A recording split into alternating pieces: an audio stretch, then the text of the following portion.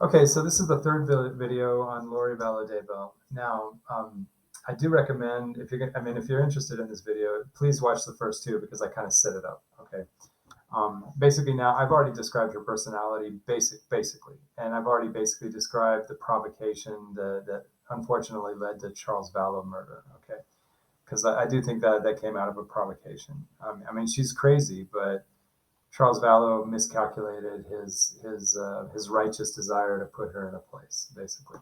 Now, she shouldn't have done what she did, but Charles Vallow didn't know the crazy he was dealing with. Okay, he miscalculated how escalatory, and he also miscalculated, that she would not be dominated by somebody like him.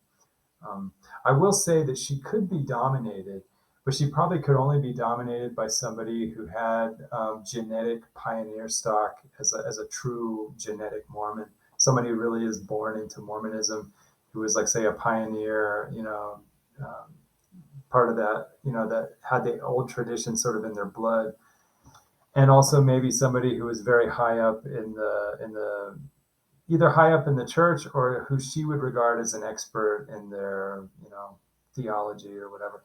And I mean, that's kind of what she ended up with, which is kind of funny. But somebody like Charles Vallow, who just kind of joined the church as an adult, she probably did not regard him as up to her level. Okay, so she wouldn't allow him to put her in her place. So that kind of explains, how it was a big miscalculation for Charles Vallow to think he could try to put her in her place. It just, maybe with some other person he could have done that, but not with Lori. That was actually very dangerous.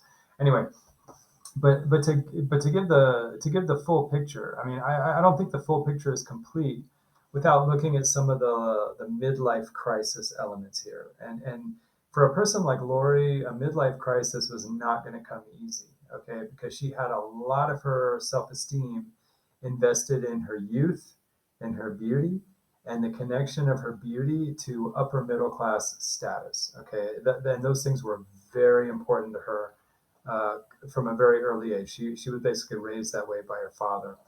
So I don't think we can look at this first murder of Charles Vallow. We can't look at it without also looking at multiple ways in which Lori Vallow's life as she knew it was coming to an end. Okay. Basically, number one, the relationship with Charles Vallow, that was ending. Okay. Now, if you're 35 years old and you're good looking and you're at the end of a marriage, you still have a chance to maybe, find another marriage, or still, you still have some cachet in your looks. Okay. But she was getting into her like her late 40s, or at least past the mid 40s. Okay. And I think she was at a point where, losing a marriage, even if she wanted out of the marriage, okay, I think that would signify to a woman like her, it would really highlight the fact that she's kind of coming to the end of her youth and good looks. Okay. Now, for most women, that's a pretty serious thing, and that's really painful and it's disturbing. But I think for a person like Lori, who had so much invested in her looks and in the connection that her looks had to her status as an upper middle class, whatever she considered herself to be, like a, very high status upper middle class. I think coming to the end of the relationship, that would be very, very serious, because it really kind of highlights how she's coming to the end of what's most important to her. And I guess in some way, that's like, the end of the world is near in that sense. If her world is good looks and high status, the fact that relationship is coming to an end, she's sort of coming up against sort of the reality of the end of the world, in a way. Okay. The other thing is that physically, the fact that she was, I'm sorry, I mean, she's not a bad looking person, but you can tell that her middle age is really coming on, and she doesn't look as young as maybe she did before, you know. And I think she had some kind of ups and downs. I think, people in their mid 40s sometimes have little rebounds where they start to recover a little bit of youth just by working out, maybe eating better. And I think maybe she was going through a period where she was discovering, maybe with her prayer groups. I think she may have even felt it was like magical, whatever she was doing spiritually. I know she commented with some of her fellow members of her like prayer groups or Bible study, whatever it was, they would comment to each other how their prayers and their spiritual activities were like making them feel younger and actually be younger. They even talked about menstruating like they were younger, and just crazy stuff. So she may have actually felt like she was sort of getting younger or whatever. But I still think way down in the bottom of everything, I think she still knew she was sort of fighting against the clock, and that she really was approaching, really the end of her youth and her good looks. So even leaving the marriage aside, she was already not far away from the end of the world. Okay, basically. So it's kind of interesting because the Mormons, or at least the fringe Mormons, they're very fixated on this stuff about end times, and I guess the apocalypse or whatever. And I think for her, it just had extra significance because she was personally confronting the end of her world as a young, beautiful woman. Really, I mean, there's just no doubt about that. So, she probably had a very real sense that the world was ending. And so I guess it was just easier, that much easier for her to buy into the fantasies, the religious fantasies about literally encountering the end of the world, you know, where she really would have a chance to be an eternal goddess and not a mortal, but an eternal, And so that was just, I mean, it may have been crazy, but she was in a situation where her actual real life was coming to an end in a sense if she had so much invested in her looks and her that connection to status, so and now as far as the actual susceptibility to the religious delusions, okay, I think that to me is the final sign that she could be maybe on the spectrum of narcissistic personality disorder or something similar, maybe borderline. I don't, it's not, I don't really feel like making it too precise, but one thing that I do see, I think, in narcissism, and someone who's experienced it myself, I think that, everybody's susceptible to a little bit of fantasy. And I think we have to understand that religions in general are not psychological illnesses. Being religious is not a psychological disorder. Having a religious belief, even if it is outlandish, is not a psychological disorder, but it is a kind of fantasy. Okay. And I think just having belief is not enough to say, you're pathologically in fantasy. Okay. But I think when you look at, like, say, hundreds and hundreds, just the mainstream, thousands and thousands, millions of religious people, you can start to see sort of an average of how far the mainstream beliefs go. Okay. Basically, there are some religious people that actually are religious, but they just think it's all just mythology, but they like the message, and then they feel like that makes them religious. Okay. There are other people who actually believe like half of it. They think half of it's kind of parable. The other half is maybe a little bit real. They may think like, well, I don't know if Jesus really walked on water, but I do believe Jesus was a real person. Okay.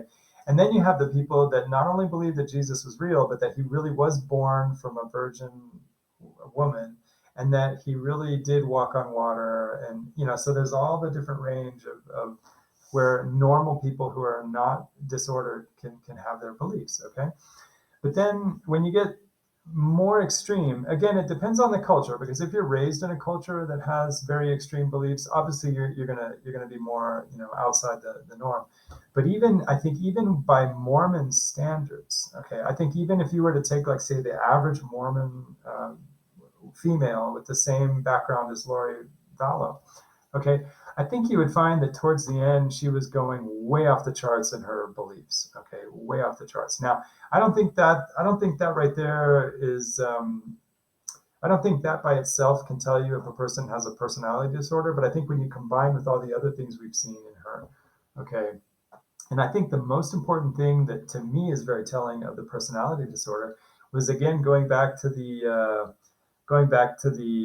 Wheel of Fortune video. That, to me, the Wheel of Fortune is the best tester for me, because I know she's nervous, but when she's being interviewed by Pat Sajak, you can see she has real issues with eye contact, and she's so hyper spring loaded and so fast, and she answers way too fast, and she's got that kind of like vicious hypervigilance, vicious kind of super hyper aroused. And I can just see that, to me, is sort of telling of a personality disorder. I mean, it's just from my experience, just vicious hyper arousal, spring loaded, way uncomfortable with eye contact. That means kind of a feral, like underneath all the veneer, there's something very feral, almost wild about her. Okay. But then you see something else, which is that dysregulation and being way captured by fantasies, like to the extreme. Okay.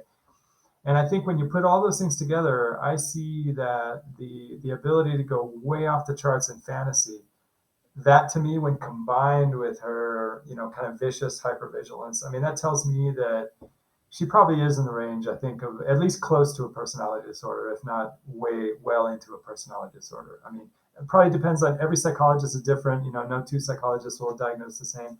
But I'll bet you she was probably not far from a narcissistic personality disorder with probably borderline features. Probably because of her escalation thing, to me, is kind of borderline. And if in the end she was maybe more borderline with maybe a couple of narcissistic features, I mean, whatever, cluster B, but definitely in the cluster B of personality disorders. So, so the susceptibility to going way off the charts in fantasy, like way off the charts, not just believing that, hey, the end is coming.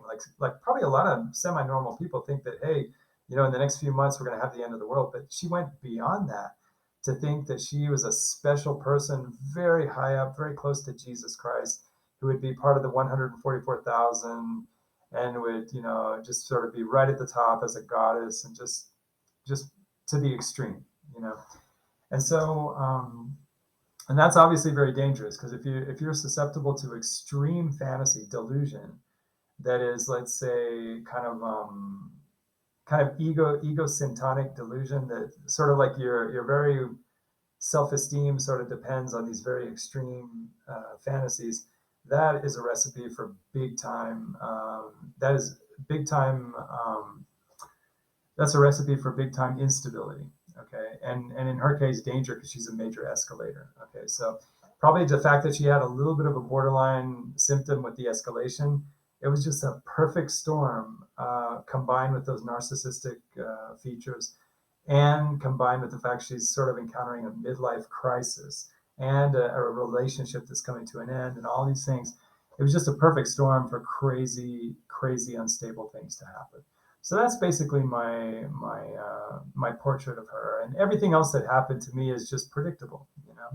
I mean, she had a husband on the way out that was trying to like put her in her place, and he just picked the wrong moment to try to put someone in their place, and the wrong person. And so after that, I guess if I had a theory, I would say that probably her daughter Ty Lee probably went along with what happened in the Charles Vallow shooting. She probably went along with it, with that part of it, because I mean, she probably didn't like Charles Vallow anyway, but I think that she probably did not automatically love everything her mom was doing. Okay, so probably after the Charles Vallow incident, I think Ty Lee was probably not very impressed with Chad Daybell. Okay, because Ty Lee probably could see through Chad in ways that Lori couldn't see through Chad, and probably did not like him at all. And I think maybe Ty Lee started putting two and two together, that they were just up to a lot of BS, just a lot of crazy stuff. And I think that Lori probably couldn't handle being put in her place by her daughter. And again, back to the problem, her daughter probably wasn't afraid of maybe complaining, maybe calling things as she saw them. And Lori was so far into her basically midlife crisis and her almost like a nervous breakdown, that she probably could not tolerate anybody calling her out. And it was just a perfect storm. Obviously, she and Chad Daybell had like their rating system where if they wanted to, they could call somebody a demon or a zombie. But basically, even without that, I think Lori, in her position at that level of a midlife crisis and so far into the crisis, I think she probably couldn't, with her personality type, she couldn't handle her daughter putting her in her place. So I think that's probably, I think probably Ty Lee was the first one to get killed. And then after that, JJ probably just started acting really crazy because things were so upside down, and he just had to go at the end. So that's basically my analysis of Lori Daybell. So Thanks for watching.